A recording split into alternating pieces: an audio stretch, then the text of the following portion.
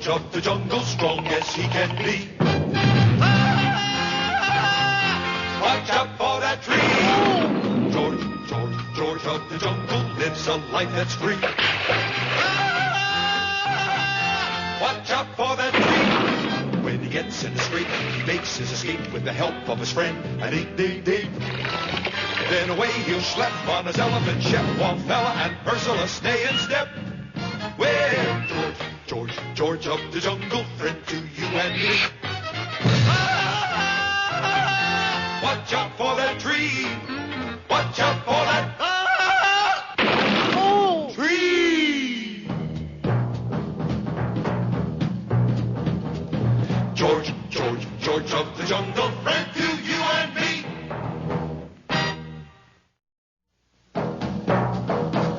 George of the jungle, strong as he can be. Watch out for that tree. When he gets in the scrape, he makes his escape with the help of his friend, an 888. Then away he'll schlep on his elephant ship, while Fella and Ursula stay in step. Well, George of the jungle, friend to you and me. Watch out for that tree. It was an African day like most African days, hot, humid, and miserable. An African daisy of a day.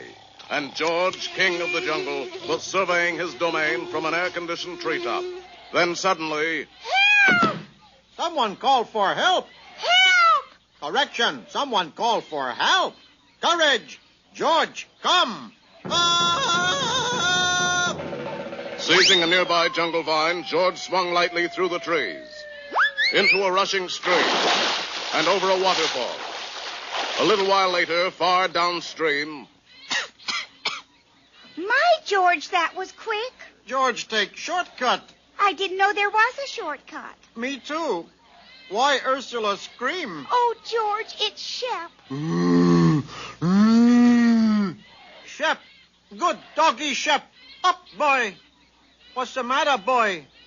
In the first place, George, he's not a puppy. He's an elephant. Shep, puppy. Big, gray, peanut-loving puppy. And in the second place, your puppy is ill. Ill? But he was perfectly all right this morning. I saw him eating green pawpaw melons on the North 40.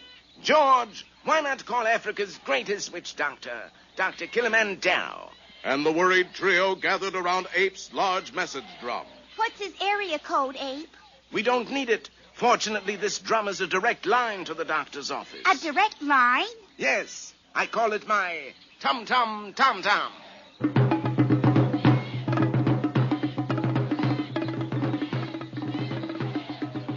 Doctor, it's George of the jungle. Tell him us witch doctors don't make house calls. It isn't George. It's his doggie who is sick. Oh, that's different. I never could resist a bow wow. That's a bow wow? See? Doctors say Shep is bow wow. Big, gray, droopy nose bow wow. 4 years at Johns Hopkins for this. Well, let's take a look-see. Stick out your tongue. Not you, him. This looks like a tough case. Quick, I'll need 14 crocodile teeth, 3 fresh-plucked gaw feathers, and a leopard skin. Uh-oh. Not in medicine chest. And so the intrepid ape-man set out to get 14 crocodile teeth, 3 gaw feathers, and a leopard skin. First, he dangled a tempting tootsie over a crocodile-infested swamp. Now George gets something to remove teeth. Unfortunately, every crocodile in Africa is on to that old stick trick by this time. This should do trick. Oh! What happened to stick? Oh, there it is. Oh! Hold still, George. I'm removing the last one now. Of course, pulling teeth is a little out of my line. There. Oh! Ow! Well, what do you know? 14 crocodile teeth, and they're beauties. Now for the gaga feathers, George. A few hours later, found the Jungle King climbing toward the nest of a 10-foot gaw, prehistoric remnant of a day when birds ruled the world. With jungle cunning, the ape-man inserted himself into the gaw nest to await the coming of the great mother bird. Unfortunately, gaw chicks live exclusively on earthworms and swamp moss. What? You won't eat swamp moss? You're no kid of mine, kid. And the great bird seized George in her talons, flew into the air, and dropped it. But during the trip, resourceful George had been able to pluck the 3 gaw feathers he needed. George, just lucky, I guess.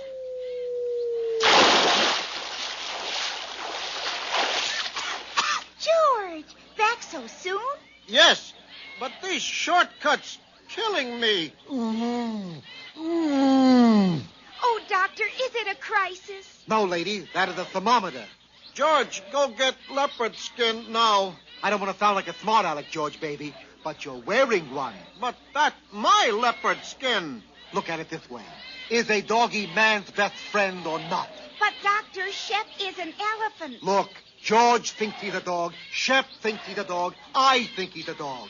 What are you, some kind of a troublemaker? With that crushing argument, the matter was settled. 14 crocodile teeth, 3 gaw feathers, and the leopard skin. I think we can start to work. Get me plenty of hot water and some clean towels.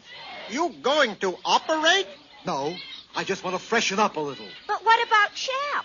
Well, of course, I'm just a simple country witch doctor, but I'd say he just had a minor stomach upset. Too many green pawpaw melons. Drink this.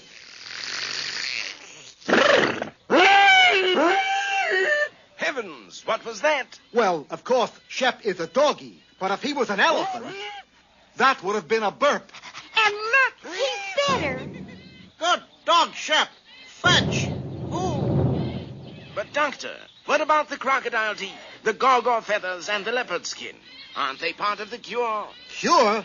These are the fees I'm charging you.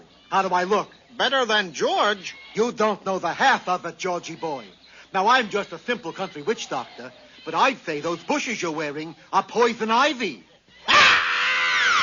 So long, folks. I gotta go to a meeting of the Medical Ethics Committee. Well, George fixed that chiseler. Get back crocodile teeth, gaw feathers, and leopard skin. Yes, dear. But you know something? For a simple country witch doctor, he cast a pretty good magic spell.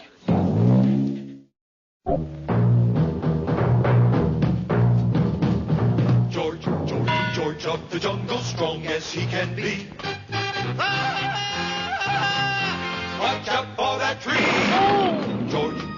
George of the jungle lives a life that's free. Watch out for that tree.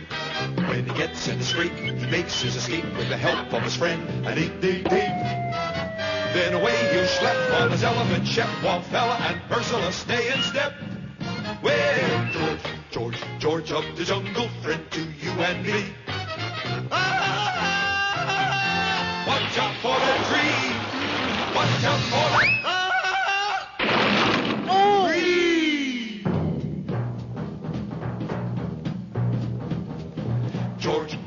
George of the jungle, friend to